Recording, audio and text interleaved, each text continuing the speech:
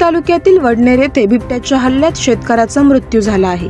ही घटना आज पहाटे घडली असून तर घटनेनंतर माजी मंत्री प्राजक्ता तनपुरे हे आक्रमक झाले असून त्यांनी वन विभागाचे जे अधिकारी यांना झाडेवर धरले आहे।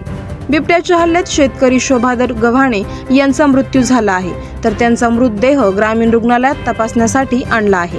तर माजी मंत्री प्राजक्ता तनपुरे यांनी घटनास्थळी धाव घेतली। बिबट्याच्या हल्ल्यात शेतकऱ्याचा मृत्यू झाला असून ही घटना अत्यंत दुर्दैवी असून मी या प्रश्नावर विधानसभेवर वारंवार आवाज उठवला आहे, परंतु अजून सरकारला जाग आली नाही। सरकारला जर जाग येत नसेल तर हे बिबटे मंत्री यांच्या घरात सोडावे लागतील, असे प्राजक्ता तनपुरे यांनी म्हटले आहे। यावेळी वडनेर गावचे लोक मोठ्या संख्येने उपस्थित होते। आवाज जनतेचा न्यूजसाठी प्रतिनिधी विजय सरोदे।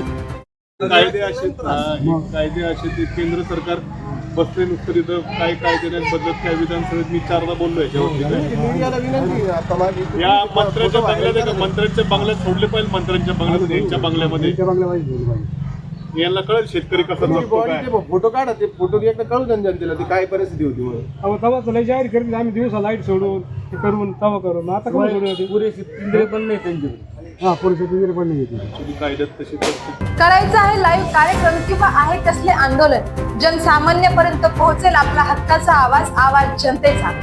बातमी व जाहिरातीसाठी संपर्क करा स्क्रीनवर दिलेल्या नंबरवर।